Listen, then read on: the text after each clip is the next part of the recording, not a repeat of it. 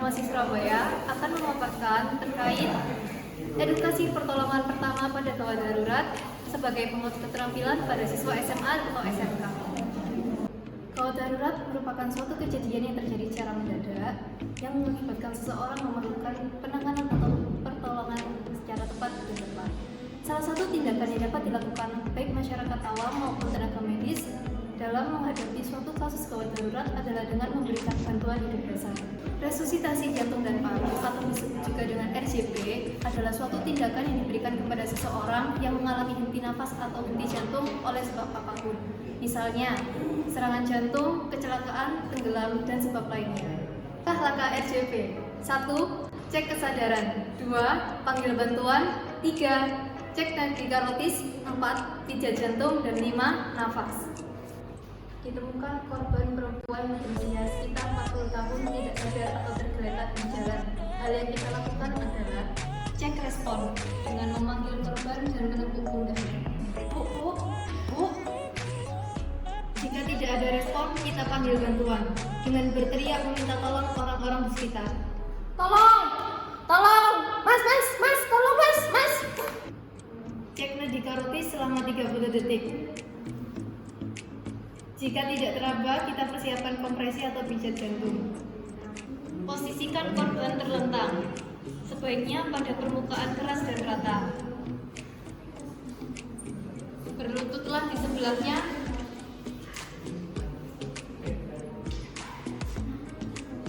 Tegak lurus dengan bahu korban. Selanjutnya membuka jalan nafas dengan letakkan tangan pada dahi korban. Kemudian tekan dahi sedikit mengarah ke depan dengan telapak tangan penolong. Letakkan ujung jari tangan lainnya di bawah ujung tulang rawan korban. Tengadahkan kepala dan tahan posisi tersebut. Periksa pernafasannya dengan lihat, dengar, rasakan selama 5-10 detik. Lihat naik turun atau kembang kempis dada. Dengarkan bunyi nafas dan rasakan hembusan nafas dengan cara mendekatkan telinga di atas mulut dan hidung korban. Lakukan pijat jantung sebanyak 30 kali, dilanjutkan 2 kali hembusan nafas. Letakkan satu telapak tangan dengan tangan lain di atasnya. Titik tumpu di antara tulang dada dengan hitungan sebanyak 30 kali, kemudian memberikan hembusan nafas sebanyak 2 kali. Lakukan kembali hal tersebut sampai 5 siklus. Jika nadi teraba, kita hentikan kompresi. Jika nadi tidak teraba, kita lanjutkan kompresi sampai bantuan datang. Tersengat listrik atau yang biasanya disebut dengan setrum adalah suatu kondisi gawat darurat di mana seseorang kontak langsung dengan aliran listrik. Sebab dari sengatan listrik tersebut adalah yang pertama biasanya karena kita kontak langsung dengan aliran listrik tanpa adanya isolator atau tidak dilapisi dengan isolator. Yang kedua, tersengat aliran listrik pada saat banjir dan tersambar petir.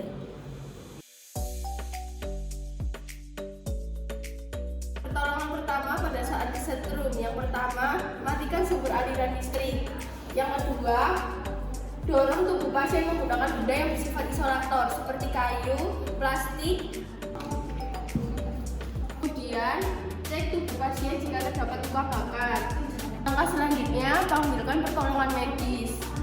Tersedak adalah suatu kejadian di mana masuknya benda asing ke dalam tenggorokan yang menutupi saluran pernafasan.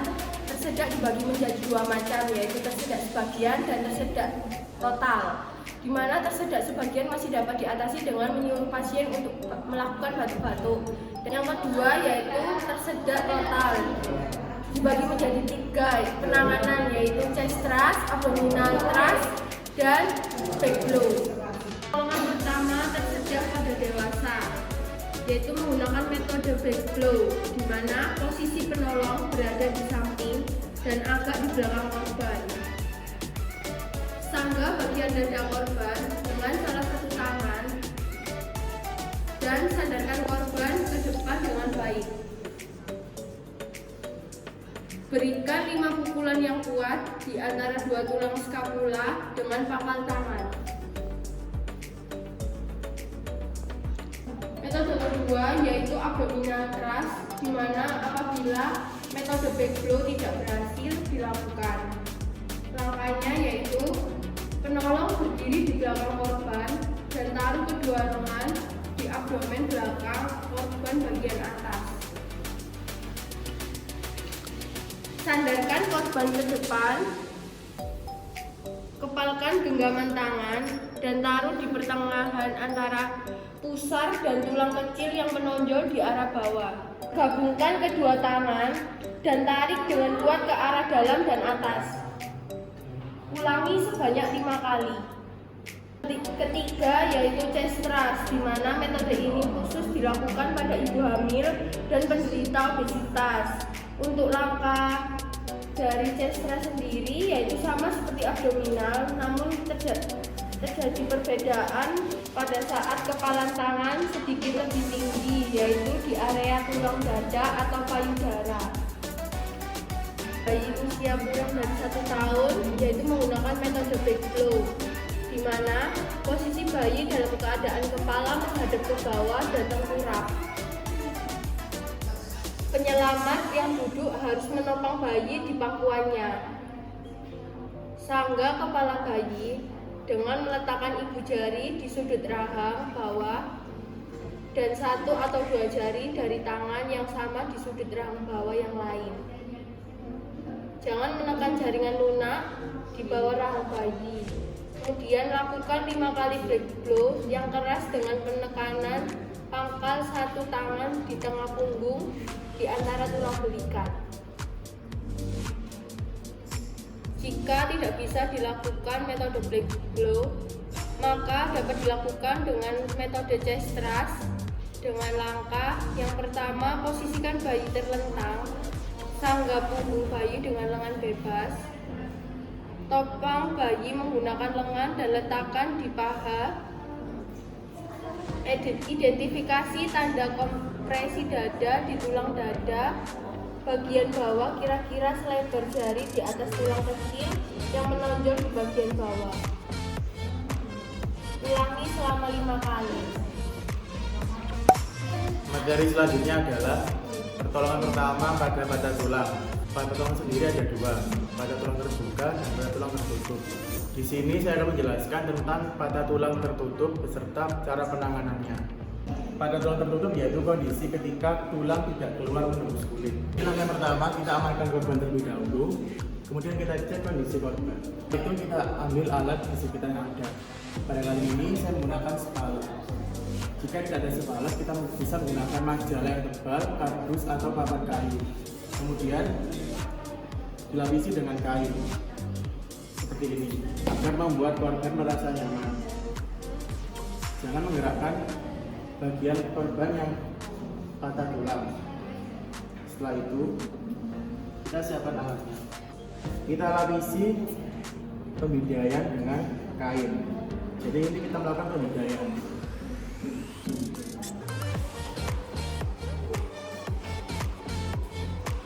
Setelah itu kita melakukan perekangan yang mengawal pada tulang. Kita cek terlebih dahulu. Jika pada tulang pada lengan bawah, maka pembidaian dilakukan dengan cara seperti ini. Jika tidak bisa melakukan sendiri, maka kita memerlukan bantuan orang lain. Jadi ada 2 orang untuk melakukan penanganan tersebut. Setelah itu kita ikat. Pada ikatan tidak terlalu kencang dan juga tidak terlalu longgar.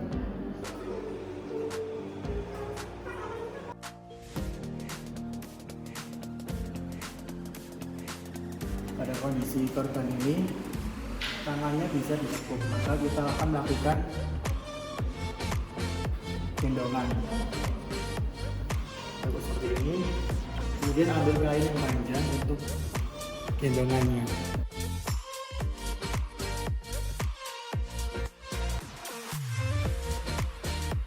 Kemudian ikat pada bagian belakang. Untuk cara mengikat bagian belakang tidak di leher, melainkan di samping kanan atau kiri. Pada pengikatan juga jangan terlalu keras karena agar kondisi nyaman. Agar korban tidak panik, maka kita melakukan komunikasi dengan korban sambil menunggu tim medis yang datang. Yang kedua yaitu kondisi pada tulang pada kaki. Pertama, kita amankan kondisi terlebih dahulu, kemudian kita cek kondisi korban. Setelah itu kita cari alat di sekitar kita. Pada kali ini saya menggunakan sepalet sebagai pembedanya. Setelah itu kita meminta bantuan pada satu orang lagi untuk memegang bagian kaki korban. Pada sepalet ini kita lapisi dengan kain agar korban merasa nyaman. Kita angkat kaki dengan pelan-pelan dan menghindari pergerakan yang banyak.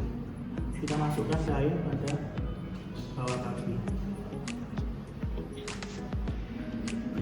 Letakkan kaki kembali dengan pelan-pelan. Posisikan bidai pada kanan dan kiri.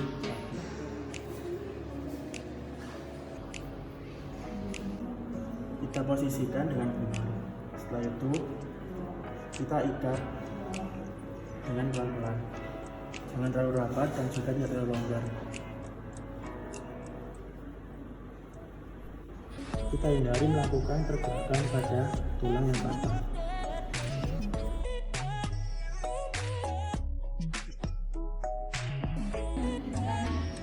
Pengikatan yang terakhir yaitu pada bagian kaki paling ujung dan juga telapak kaki. Kita ikat.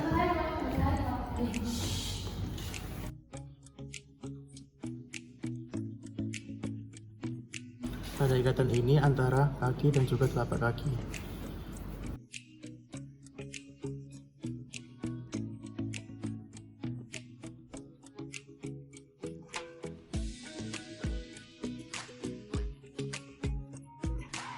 Selanjutnya yaitu materi mengenai pertolongan pertama pada luka bakar. Palang Merah Indonesia mendeskripsikan luka bakar sebagai keseluruhan cedera yang terjadi akibat dari paparan suhu panas yang tinggi. Terdapat 4 penyebab timbulnya luka bakar, yaitu yang pertama, suhu panas di atas 60 derajat Celcius seperti minyak, uap air, uap panas. Yang kedua ada listrik, alat-alat rumah tangga, dan petir. Yang ketiga, ada bahan kimia seperti soda api dan air api. Yang keempat, yaitu radiasi dari sinar ultraviolet dan bahan radioaktif. Luka bakar memiliki 3 tingkat keparahan atau biasa disebut dengan derajat luka bakar, yaitu luka bakar derajat 1, derajat 2, dan derajat 3. Pada derajat 1 ditandai dengan tanda kemerahan atau bengkak pada kulit. Yang derajat 2 ditandai dengan adanya gelembung pada kulit, dan yang ketiga ditandai dengan keparahan luka bakar yang hingga ke tulang atau organ dalam. Nah, lalu bagaimana cara menangani luka bakar? Seperti yang saya jelaskan tadi, jadi luka bakar memiliki 3 tingkatan atau derajat. Nah, pada derajat 1 dan 2 dapat diatasi secara mandiri. Pada luka bakar derajat 3 membutuhkan pertolongan medis. Hal ini dikarenakan tingkat keparahan pada luka bakar derajat 3 yang hingga ke tulang dan organ dalam, yaitu lebih dari lapisan terluar kulit atau epidermis. Langkah-langkah menangani luka bakar. Jadi yang pertama yaitu jangan panik dan tetap tenang. Kemudian yang kedua, aliri luka bakar dengan air mengalir selama 20 menit. Yang ketiga, lepaskan pakaian dan perhiasan. Jika pakaian melekat pada luka bakar, gunting pakaian dengan perlahan agar tidak menimbulkan luka pada luka bakar.